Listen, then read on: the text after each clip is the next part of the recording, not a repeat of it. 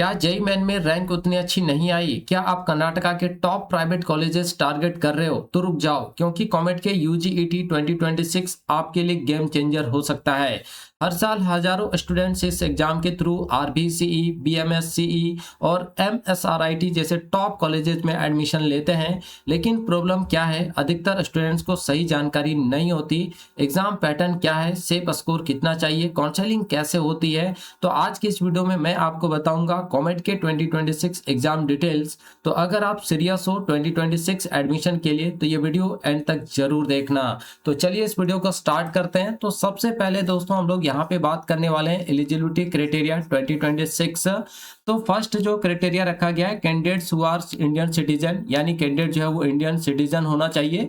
उसके बाद ओसीआई यानी ओवरसीज सिटीजन ऑफ इंडिया होना चाहिए, या फिर पर्सन ऑफ इंडियन ओरिजिन यानी पीआईओसी। अगर आप हैं, ये तीनों में से कोई भी आप कंडीशन पूरा कर रहे हो तो आप कॉमेट के यूजीईटी 2026 एग्जाम एंट्रेंस जो के लिए जो है दोस्तों आप एपीआर हो सकते हो। सेकेंड जो क्राइटेरिया रखा गया है, eligible candidates have to appear for the COMET के एंट्रेंस एग्जाम। अगर आप इंडियन सिटीजन हो या ओसीआई या फिर पीआईओ है तो आप जो है कॉमेट के एंट्रेंस एग्जाम के लिए जो अपियर हो सकते हैं। ठीक है, which will be held on 9 मई 2026, जो आपका जो 9 मई 2026 को दोस्तों होने वाला है। ठीक है, उसके बाद थर्ड क्राइटेरिया रखा गया the qualifying examination prescribed for admission for B BTech, है ना, सेकेंड पीयूसी और 10+2 हायर सेकेंडरी। तो यहाँ पे आपको जो एडमिशन मिलने वाला है वो बी बीटेक पे मिलने वाला है, और इसके लिए आपका पीयूसी या फिर आपका 10+2 हायर सेकेंडरी होना चाहिए, और equivalent examination recognised by state और सेंट्रल गवर्नमेंट, है ना।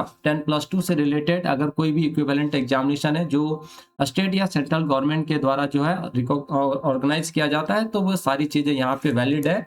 The last 2 years of study shall comprise of physics, chemistry, biotechnology, biology और computer science and electronics। तो आपका जो क्लास 11-12 है उसमें आपका जो सब्जेक्ट है वो आपका फिजिक्स, केमिस्ट्री या फिर बायोटेक्नोलॉजी, बायोलॉजी या कंप्यूटर साइंस या इलेक्ट्रॉनिक्स होना चाहिए। ठीक है, केमिस्ट्री की जगह पे। और यहाँ पे mathematics and English as compulsory subject. तो यहाँ पे आपका सबसे पहला जो कंपलसरी सब्जेक्ट है वो फिजिक्स है।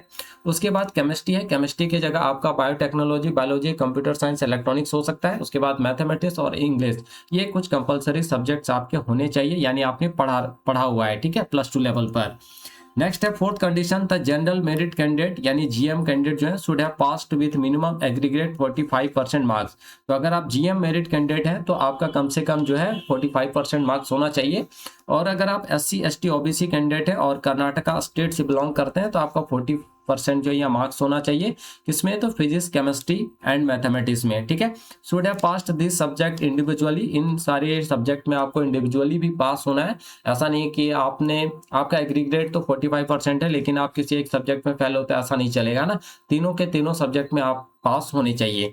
ठीक है, फिजिक्स, मैथमेटिक्स और English are compulsory subject along with chemistry, biotechnology, biology और कंप्यूटर साइंस एंड इलेक्ट्रॉनिक। देखिए यहाँ पे आपका फिजिक्स, मैथमेटिक्स और इंग्लिश जो है दोस्तों ये 3 कंपल्सरी सब्जेक्ट हैं, लेकिन केमिस्ट्री के जगह पे आपका बायोटेक्नोलॉजी भी हो सकता है, बायोलॉजी भी हो सकता है, कंप्यूटर साइंस और इलेक्ट्रॉनिक्स हो सकता है। ठीक है, तो one of the optional subject, तो इसमें से कोई भी सब्जेक्ट एक आपका जो ऑप्शनल सब्जेक्ट है वो होना चाहिए। ठीक है, however change if any eligibility criteria by AICTE और BTU will be adopted। ठीक है, अगर किसी भी तरह का यहाँ पे एलिजिबिलिटी क्राइटेरिया में परिवर्तन होता है, चेंज किया जाता है, तो फिर यहाँ पे उसको अडॉप्ट किया जाएगा BTU के द्वारा और AICTE के द्वारा। ठीक है, चलिए आगे हम लोग बात करने वाले हैं 5th नंबर। तो candidate should have passed in all individual subject including all optional और एडिशनल सब्जेक्ट।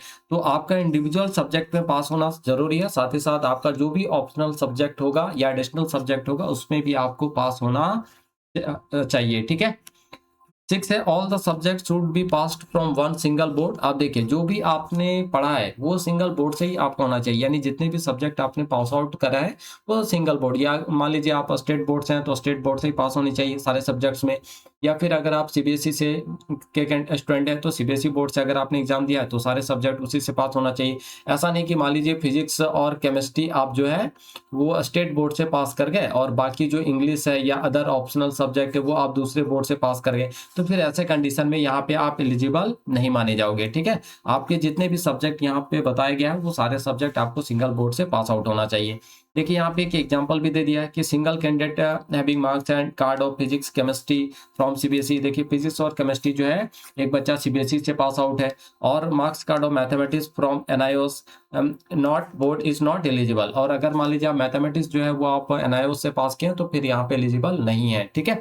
सिंगल बोर्ड आपका होना चाहिए, ये आपको ध्यान रखना है। तो मैक्सिमम बच्चे जो है वो सिंगल बोर्ड से पास करते हैं, या तो स्टेट बोर्ड उनका होता है या फिर सीबीएसई बोर्ड होता है, ठीक है, या फिर आईसीएसई जो भी है, ठीक है। चलिए 7, एन अटेम्प्ट इन कॉमेट के entrance test seeking admission to engineering courses consider adequate for figuring in rank list, है ना। आप देखिए अगर आपने कॉमेट के एंट्रेंस एग्जाम दे दिया बहुत अच्छी बात है, लेकिन आपका जो रैंक बनेगा, रैंक लिस्ट बनेगा, उसमें आपका नाम भी प्रॉपर होना चाहिए, है ना। अगर कैंडिडेट हुए आप obtain 0 mark will not be assigned any rank. अगर मान लीजिए आपका 0 मार्क्स आ रहा है तो आपको कोई यहाँ पे रैंक जो है असाइन नहीं किया जाएगा। और सबसे इंपॉर्टेंट है कि डिप्लोमा कैंडिडेट्स के लिए are not eligible for take the entrance test, there are no lateral entry admission, है ना। तो अगर आप डिप्लोमा कैंडिडेट हैं और आप चाह रहे हैं कि हम कॉमेट के यूजीईटी 2026 का एग्जाम दें, तो यहाँ पे आप एलिजिबल नहीं होंगे, क्योंकि यहाँ पे दोस्तों कोई लेटरल एंट्री एडमिशन नहीं होता है। मतलब लेटरल एंट्री यहाँ पे नहीं होता है ना, यानी लेटरल एंट्री का मतलब होता है 2 सेशन छोड़कर।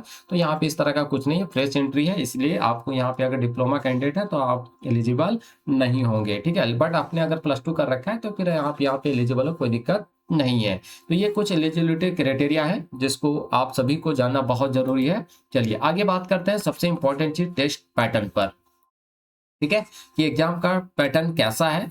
तो यहाँ पे सब्जेक्ट आपके रहने वाले दोस्तों, पहला फिजिक्स केमिस्ट्री और दूसरा मैथमेटिक्स। तो फिजिक्स से आपका जो यहाँ पे क्वेश्चंस होगा वो 60 एमसीक्यू होगा। आपका केमिस्ट्री से भी जो है टोटल 60 एमसीक्यू पूछे जाएंगे, और मैथमेटिक्स से भी दोस्तों यहाँ पे आपके 60 एमसीक्यू जो है वो पूछे जाएंगे, ठीक है। आप डे एंड टाइम की बात करते हैं तो एग्जाम ऑन सैटरडे 9 मई 2026, तो 9 मई 2026 को आपका एग्जाम होने वाला है, सैटरडे आपका दिन है। और candidate will attend the exam as per slot. यहाँ पे एक्चुअली आपका कॉमेट का जो एग्जाम होता है वो 3 स्लॉट में होता है, यानी 3 शिफ्ट में जो है वो कंडक्ट कराया जाता है। एक मॉर्निंग होता है, दोपहर का होता है और एक शाम वाला शिफ्ट होता है, ठीक है।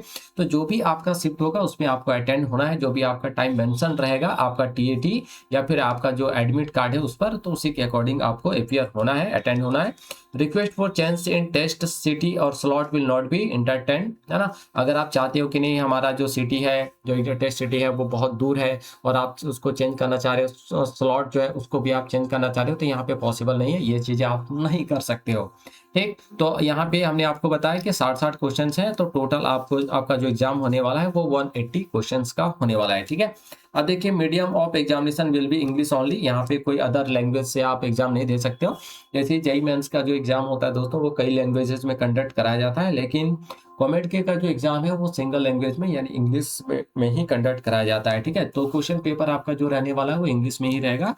और मोस्ट इंपॉर्टेंट है कि each correct answer will be awarded 1 marks. अगर आप एक आंसर जो है करेक्ट करते हैं तो आपको यहाँ पे 1 मार्क्स जो है आपको अवॉर्ड किया जाएगा।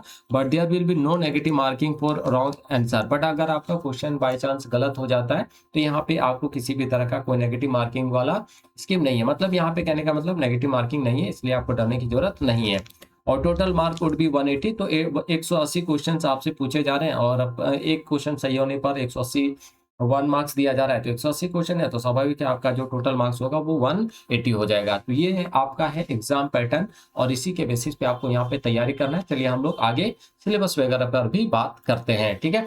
तो अब सिलेबस कॉमेट के यूजीईटी 2026, तो सिलेबस क्या है, तो internet test is based on the CBSE syllabus, है ना। जो सीबीएसई का सिलेबस है बस उसी के बेस्ड पर यहाँ पे टेस्ट लिया जाता है। और 11th स्टैंडर्ड का जो परसेंटेज है 2024-25 सिलेबस वो 33% अप्रॉक्स यहाँ पे रहने वाला है। और 12th स्टैंडर्ड 2025-26 का जो सिलेबस होगा उसके अकॉर्डिंग यहाँ पे 67% जो पूछा जाएगा, ठीक है। तो 11th आपने 2024-25 में करा है तो वहां से 33% क्वेश्चन वेटेज दिया गया है, और 12th का जो वेटेज है वो 67% है, ठीक है। इस तरह से आपका 100% यहाँ पे हो जाता है। तो मेनली आपको यहाँ पे फोकस किस पे करना है, 12th के सिलेबस पर। और प्रॉपर आप ऑफिशियल वेबसाइट पर जाके जो है क्या क्या सिलेबस है वो सारी चीजें आप देख सकते हो। अदरवाइज +2 सीबीएसई का जो +2 का सिलेबस है बस वही सिलेबस को आपको यहाँ पे फोकस करना है, ठीक है। और क्लास 11 में आपको यहाँ पे ध्यान रखना है कि कौन चैप्टर पे आपको ज्यादा फोकस करने की जरूरत है ना। तो उसके हिसाब से आप थोड़ा बहुत यहाँ पे तैयारी करोगे तो क्लास 11 आपका बहुत जल्दी हो जाएगा। क्लास 12 आप ऑलरेडी पढ़ रहे हो तो यहाँ पे अच्छी तैयारी आपका हो जाता है एक तरह से, ठीक है। चलिए कैलेंडर पर बात करते हैं। तो कैलेंडर ऑफ इवेंट्स कॉमेड के एग्जाम 2026, तो यहाँ पे आप देख सकते हो 3 फरवरी 2026 से ही आपका जो है एप्लीकेशन स्टार्ट हो चुका है, यानी 3 फरवरी से स्टार्ट हो चुका है ना। और 18 फरवरी को यहाँ पे दोस्तों आपका mock test made available online, है ना। तो आपका जो मॉक टेस्ट है वो 18 फरवरी को अवेलेबल हो जाएगा। उसके बाद 16 मार्च को आपका जो एप्लीकेशन एंड डेट है, यानी एप्लीकेशन आपका विंडो जो है वो क्लोज कर दिया जाएगा। बाकी सारी चीजें आप यहाँ पे शेड्यूल देख सकते हो। तो आपका जो एग्जाम शेड्यूल है वो 9 मई 2026 को इसी दिन आपका जो एग्जाम होने वाला है, ठीक है। और फाइनल हम लोग रिजल्ट की बात करते हैं। और देखिए 13 मई को जो है आपका प्रोविजनल आंसर की जारी कर दिया जाएगा। अगर आप किसी भी तरह का कोई ऑब्जेक्शन करना चाह रहे हो तो ऑब्जेक्शन कर सकते हो। और एडमिट कार्ड की बात करें दोस्तों, तो वो आपका 29 अप्रैल से जो आपका एडमिट कार्ड जो डाउनलोड होना स्टार्ट हो जाएगा, टीएटी, ठीक है। और आपका रिजल्ट की अगर बात करते हैं तो आपका टेस्ट स्कोर कार्ड जो है वो लाइव अवेलेबल हो जाएगा कब, तो 26 मई को, ठीक है। तो ये आपका कैलेंडर है ऑफ कॉमेड के एग्जाम 2026 का। तो ये सारी चीजें आप यहाँ पे फटाफट देख लीजिए। और अगर आपको किसी भी तरह का यहाँ पे कोई भी चीज सर्च करना हो तो आपको सिर्फ एक सिंगल वेबसाइट पर जाना है, www.cometka.org पर। यहाँ पे आपको सारी चीजें जो है दोस्तों मिल जाएगा, ठीक है। चलिए आगे बात करते हैं यहाँ पे हम लोग फी डिटेल्स पर, क्या फी लगने वाला है। तो पीसीएम अगर आपका स्टीम है तो यहाँ पे आपको 1950 रुपीज जो है यहाँ पे, यानी 1950 रुपया दोस्तों आपका लगने वाला है, प्लस ट्रांजेक्शन फी भी होगा।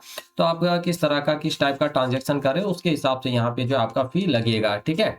और पेमेंट आप किसके थ्रू कर सकते हो, तो नेट बैंकिंग कर सकते हो, क्रेडिट कार्ड डेबिट कार्ड के थ्रू आप कर सकते हो, है ना। और बोथ कॉमेड के एंड यूनिगेस अगर आप ये दोनों एग्जाम देना चाह रहे हो तो यहाँ पे आपका 3200 प्लस, तो 3200 तो लगेगा ही, प्लस आपका ट्रांजेक्शन चार्ज भी लगेगा, है ना। और किस तरह से किस मोड से आप कर रहे हो उसके हिसाब से आपका ट्रांजेक्शन यहाँ पे चार्ज लगने वाला है, क्लियर है। चलिए तो ये आपका फी डिटेल हो गया। अब हम लोग चलते हैं नेक्स्ट यहाँ पे कि जो फी डिटेल है वो दोस्तों ये नॉन रिफंडेबल है ना। यानी किसी भी परिस्थिति में आपका जो ये फी जो है वो रिफंड होने वाला नहीं है, ये चीज आपको यहाँ पे ध्यान रखना है, ठीक है। Fee payment for application is only online mode, और जो आपका फी पेमेंट होगा वो सिर्फ ऑनलाइन मोड पर ही अवेलेबल है। और ये आप नेट बैंकिंग, क्रेडिट कार्ड और डेबिट कार्ड के माध्यम से जो यहाँ पे कर सकते हो, है ना। और transaction and internet handling fee charges before payment, तो पेमेंट के बाद आपका जो ट्रांजेक्शन फी होगा वो आपका यहाँ पे लगेगा। और हमने आपको बता दिया कि किस तरह का आप मोड अपना रहे हैं पेमेंट करने के लिए, उसके हिसाब से यहाँ पे ट्रांजेक्शन या इंटरनेट हैंडलिंग फी जो है आपका लगने वाला है, ठीक है। आगे नेक्स्ट है, you will direct to PayU payment portal after clicking on submit button to complete the payment process, है ना। तो आपको पोर्टल पर ही जाना है और वहां पे आपको सबमिट बटन पर क्लिक करने के बाद आपको अपना पेमेंट प्रोसेस जो कंप्लीट करना है। और री लॉग इन करके अगेन एप्लीकेशन नंबर यूज करना है after completion your payment to verify the status of your payment, ठीक है। और यहाँ पे the application fee paid for COMEDK और यूनिकेस are independent for each other, है ना। यहाँ पे दोनों के लिए जो है दोस्तों इंडिपेंडेंट है। आप जिस भी एग्जाम में बैठना चाह रहे हैं उसके हिसाब से आप यहाँ पे काम कर सकते हो, ठीक है। तो ये सारी इंपॉर्टेंट चीजें थी दोस्तों आपका कॉमेड के से लेकर, है ना। तो अब आपको क्लियर है कि कॉमेड के सिर्फ बैकअप एग्जाम नहीं है दोस्तों, ये टॉप प्राइवेट इंजीनियरिंग कॉलेज का डायरेक्ट गेटवे है। अगर आप 120 प्लस मार्क्स टारगेट करते हो तो टॉप ब्रांचेज रियलिस्टिक हो सकती हैं आपका कॉमेड के में, है ना। क्योंकि कॉमेड के अंदर दोस्तों बहुत सारे कॉलेजेस हैं, पार्टिसिपेटिंग कॉलेज जो है बहुत ज़्यादा है, तो आपको कहीं ना कहीं चांसेस जो है मिल जाएगा। बट अगर आपको टॉप कॉलेजेस चाहिए तो उसके लिए आपको मेहनत तो करना ही पड़ेगा, है ना। तो टॉप ब्रांचेज रियलिस्टिक हो सकती है, लेकिन स्ट्रेटेजी स्मार्ट होनी चाहिए। रैंडम प्रिपरेशन से सिलेक्शन दोस्तों यहाँ पे नहीं होगा। तो अगर वीडियो हेल्पफुल लगी हो तो इसे अपने फ्रेंड के साथ शेयर करो जो कर्नाटका कॉलेज टारगेट कर रहे हैं। नेक्स्ट वीडियो में डिस्कस करेंगे कॉमेड के में 100 प्लस स्कोर करने की एग्जैक्ट स्ट्रेटेजी क्या होनी चाहिए। तब तक फोकस्ड हो और अपनी प्रिपरेशन स्मार्ट रखो। तो मिलते हैं नेक्स्ट वीडियो में। और अगर आपको वीडियो अच्छा लगा हो तो इस वीडियो को एक लाइक जरूर करना, अपने दोस्तों के साथ शेयर जरूर करना, ठीक है। और अभी तक अगर आपने हमारे चैनल को सब्सक्राइब नहीं किया तो चैनल को सब्सक्राइब करके बेल नोटिफिकेशन ऑन जरूर कर लेना, ताकि जो भी अपडेट है वो सीधा आप तक पहुंच पाए, ठीक है।